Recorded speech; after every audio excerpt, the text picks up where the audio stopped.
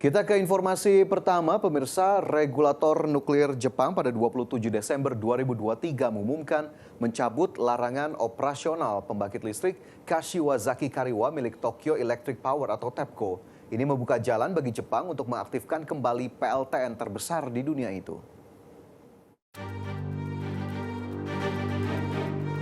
Regulator nuklir Jepang pada 27 Desember 2023 mengumumkan mencabut larangan keselamatan terhadap pembangkit listrik Kashiwazaki Kariwa milik Tokyo Electric Power atau TEPCO yang merupakan pembangkit listrik terbesar di dunia dalam hal kapasitas. Ini merupakan langkah positif bagi TEPCO.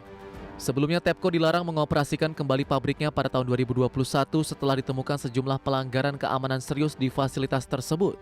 Namun pada awal bulan ini, pengawas nuklir Jepang menilai bahwa masalah keselamatan di sekitar pembangkit listrik kini telah diperbaiki. 特別保護の追加検査については慎重の上に慎重を重ねて十分時間をかけて検査を行ってまいりました。基本的にその安全あるいはそのセキュリティに対するその一義的な責任というのは事業者にあって。福島第一原子力発電所の事故の教訓を踏まえると、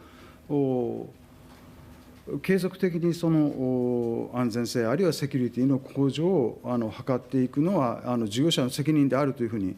Jepang telah beralih ke penggunaan tenaga atom dalam upaya meningkatkan pasokan energi, mengurangi ketergantungan pada bahan bakar fosil impor dan mengurangi emisi gas rumah kaca.